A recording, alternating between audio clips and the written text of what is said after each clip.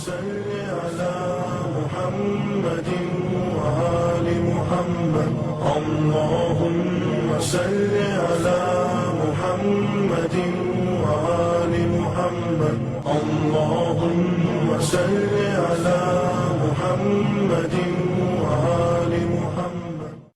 الحمد لله رب العالمين والعاقبة للمتقين والصلاة والسلام على أشرف الأنبياء والمرسلين أما بعد فأعوذ بالله من الشيطان الرجيم بسم الله الرحمن الرحيم سبحان الذي أسرى بعبده ليلا من المسجد الحرام إلى المسجد الأقصى الذي باركنا حوله لنريه من آياتنا إنه هو السميع البصير. صدق الله العظيم. رب اشرح لي صدري ويسر لي أمري واحلل عقدة من لساني يفقهوا قولي. All praises due to Allah subhanahu wa ta'ala, the most gracious, the most merciful. Peace and blessings be upon Rasulullah sallallahu alayhi wa sallam. Assalamu alaikum wa rahmatullahi wa barakatuhu. I hope everyone is doing well. Alhamdulillah, alhamdulillah. We thank Allah subhanahu wa ta'ala for all of His bounties, all of His blessings upon us. Alhamdulillah. We thank Allah subhanahu wa ta'ala for the ceasefire. Alhamdulillah. We thank Allah subhanahu wa ta'ala for all the blessings, the fact that we are here, alhamdulillah. We also make dua to Allah subhanahu wa ta'ala that He increases all of His blessings upon us. He continues the ceasefire, and also He grants us the land that we deserve, our own land. Muslims, Allah subhanahu wa ta'ala grants Muslims their land back. Also Allah subhanahu wa ta'ala increases the rank of the shuhada, all the Muslims who have passed away. May Allah subhanahu wa ta'ala give them the highest level of Jannatul Firdaus. So continuing upon our discussion from last time, we were talking about Isra and Miraj, the lessons from that journey. And we had mentioned one of the main ones was prayer, right? I don't know if we mentioned prayer, but this is one of the gifts from there for the Ummah. But besides that, we had mentioned that this journey was a gift for Rasulullah sallallahu alaihi wasallam from Allah subhanahu wa ta'ala, right? So this was a gift. After all the difficulty Rasulullah sallallahu alaihi wasallam endured, especially with the passing away of his spouse and his relatives, and also the persecution or like the tormentation that he went through in Taif, he also had to go through that. So in lieu of all of that, Allah subhanahu wa ta'ala gave him the gift of this trip. And one thing also to notice is that when you gift someone something, it should be meaningful. You know, a lot of times when we gift, we just gift anything, you know, whatever is in our homes, whatever is in our storage room, we just pack it up and we just hand it over. You know, we don't care, we don't think twice. So we should make it impactful. You know, you never know that gift that you gave to that person, imagine if it was so useful that, you know, they used that gift for a long time, their entire life, and then their children also used it, and then their grandchildren also used it. That would be like a gift of Sadaqah Jariyah, right? You gave such a thoughtful gift that, you know, you're benefiting from that one gift you gave. You kept benefiting in your grave. Imagine that would be a gift instead of, you know, just picking anything and handing. So it's always, we should put some thoughts into our gifts also. You know, we should put our thoughts into our gifts. Anyways, beyond that, we had mentioned that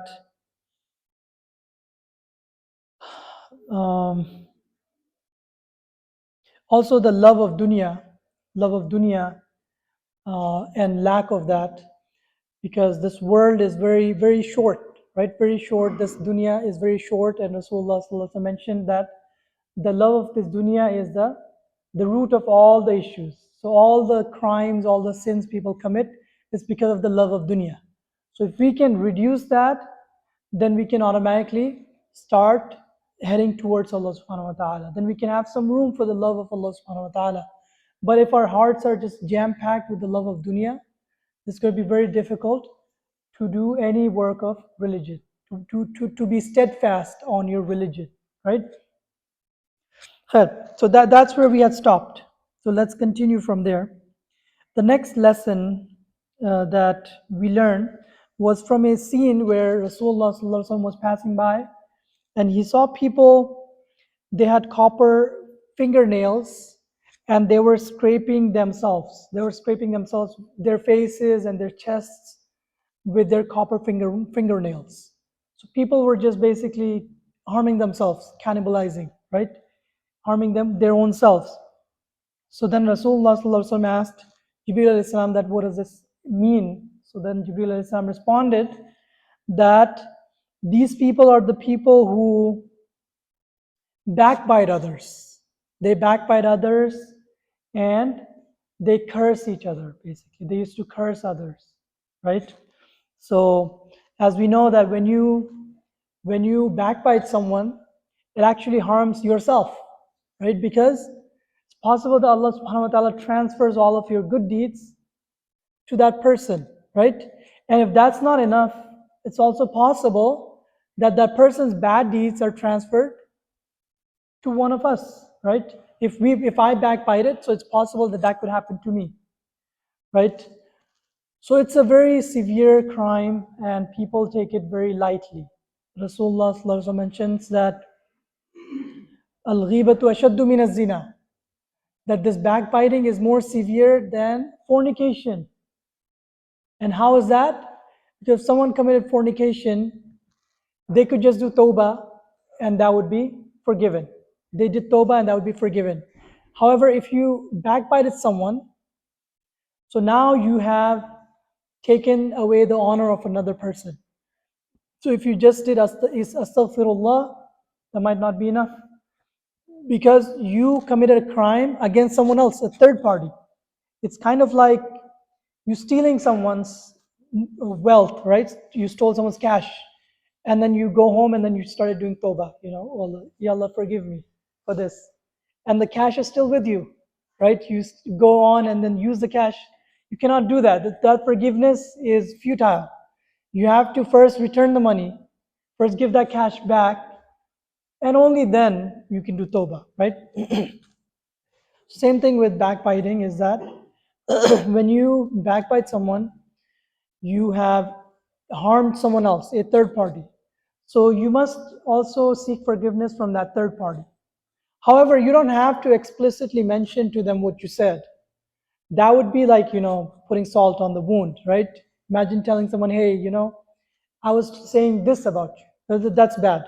So you should never tell them what you did. Just seek a general forgiveness from that person, right? And it's even more important to ask for forgiveness from that person if that person actually found out. You backbited, right? And then that information traveled and traveled and traveled and ended up to that person. He found out that you backbited about that person. And that's the worst form of backbiting, right? Where you did it and the person actually found out. So he will be very sad, very upset, very grieved by it. So therefore you must seek forgiveness. You must go there and ask for forgiveness. Only then, inshallah, you'll be forgiven. If that person has passed away, or that person is beyond reach, then you ask Allah subhanahu wa ta'ala, ya Allah subhanahu wa ta'ala, please forgive me, or do some extra a'mal and ask Allah subhanahu wa ta'ala, ya Allah subhanahu wa ta'ala, forgive me in lieu of that. However, if the person is alive and accessible, then we must try our best to seek forgiveness.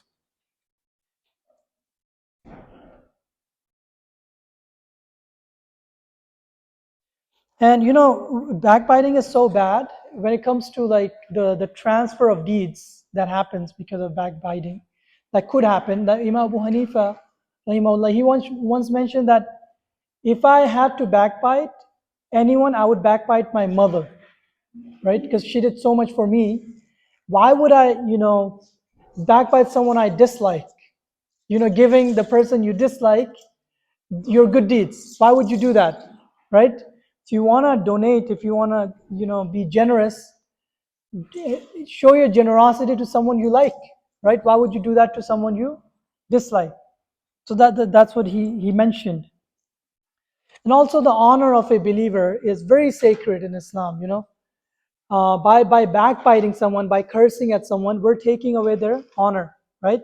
You know that the honor of a believer is more sanctified than the honor of the Kaaba, right? While we, you know, spend thousands of dollars to go visit, to go do Umrah, right? And we sanctify the Kaaba, we circumvent around it, we try to kiss, right? However, at the same time, our Muslim brothers, their honor is even more than the Kaaba. But in fact, even on our way to the Kaaba, even on our way to kissing the Hajar Aswad, we're pushing people, we're just, we're squeezing into and jumping on top of people. We're harming others while we're supposed to honor people more than the honor of the Kaaba. And backbiting is the same thing. When we backbite, we are ruining the honor of people. So we shouldn't do that. May Allah subhanahu give us tawfiq to stay away from backbiting. What's happening is that when we find out about someone, any shortcoming, then what we do is, for some reason, we want to just spread. We want to just tell anyone and everyone, right? So there's no benefit in doing that. There's no benefit in doing that.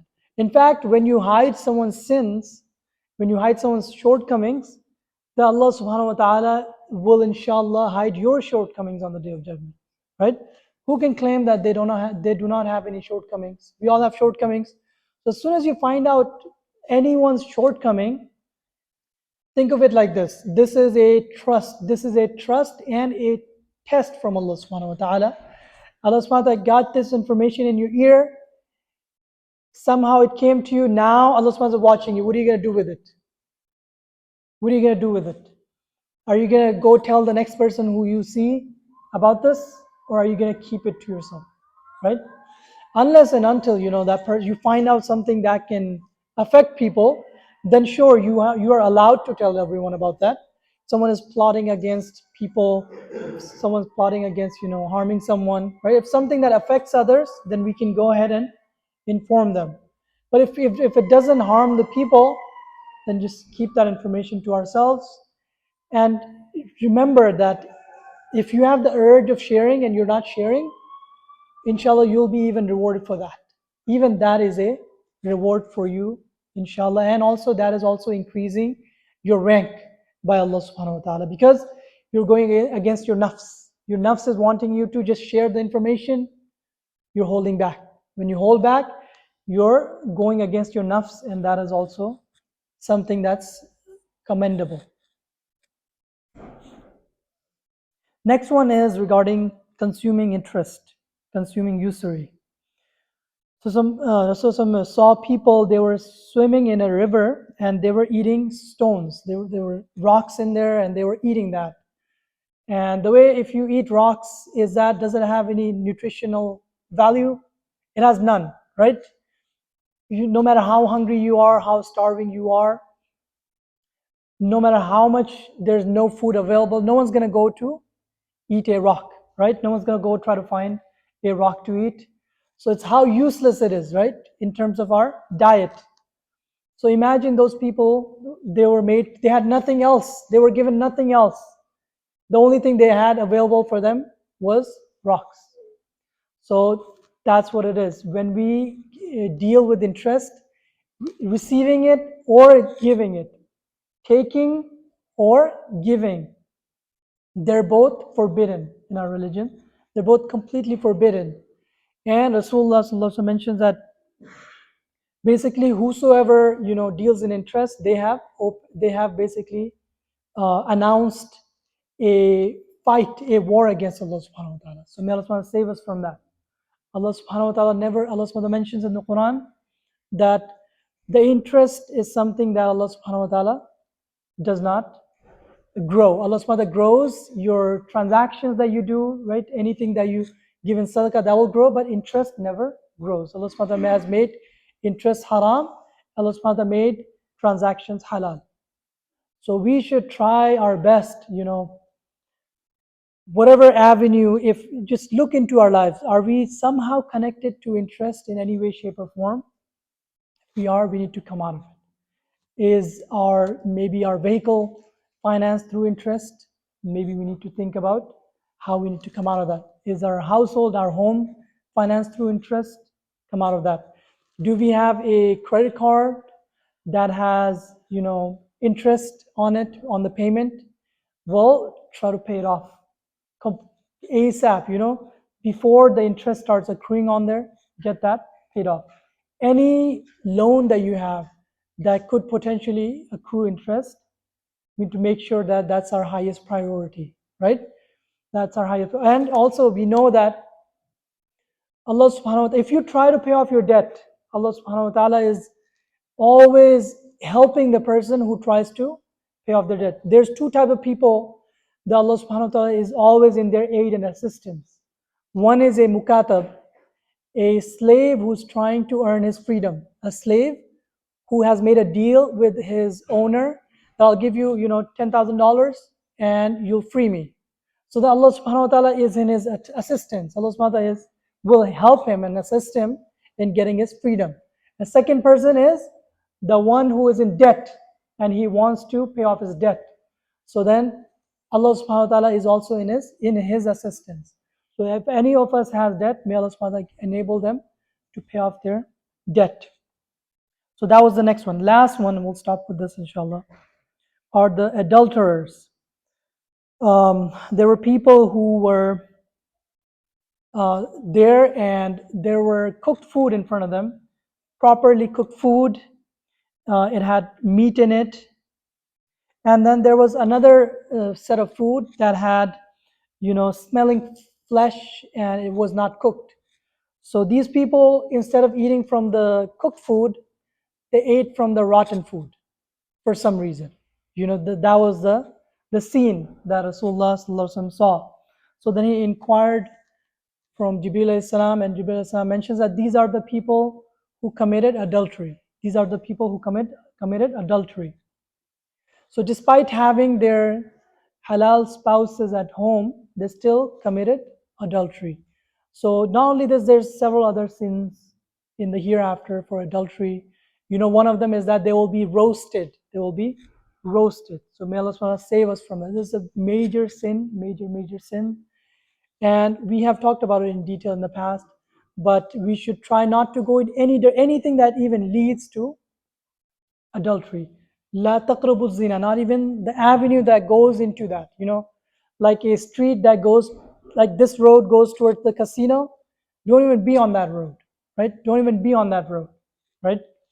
So any avenue that's going towards zina.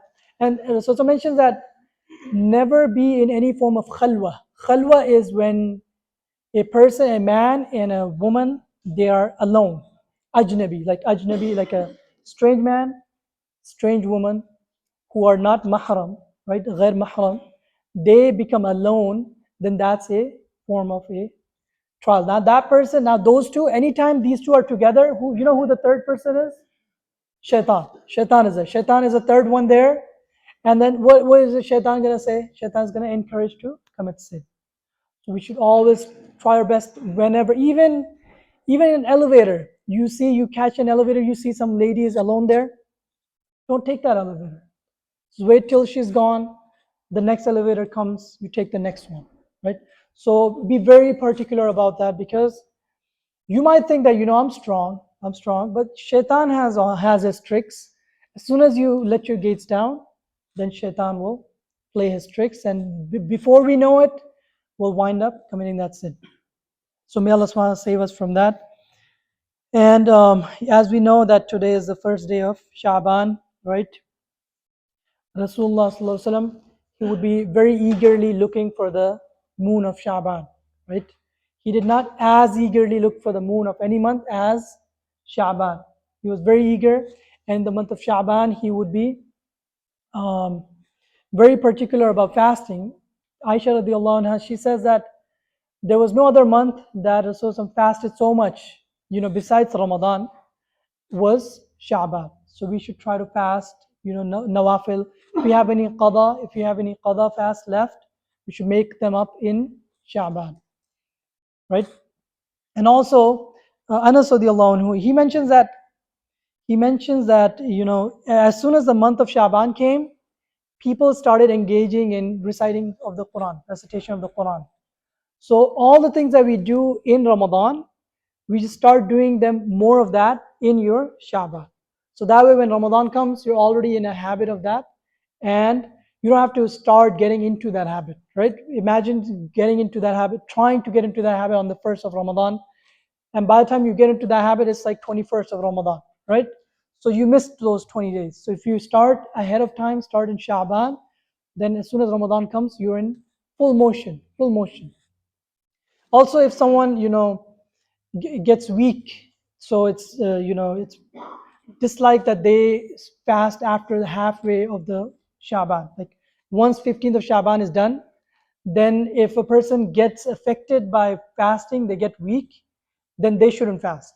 They should keep their strength for Ramadan. However, if a person is accustomed to fasting, regular person who's young, fasting doesn't affect them too much, especially the youth, then they should try to fast as much as they can. May Allah SWT give myself and all of us the ability, tawfiq, to do amal upon all the things that has been said. Wa akhiru da'wana alhamdulillahi rabbil alameen.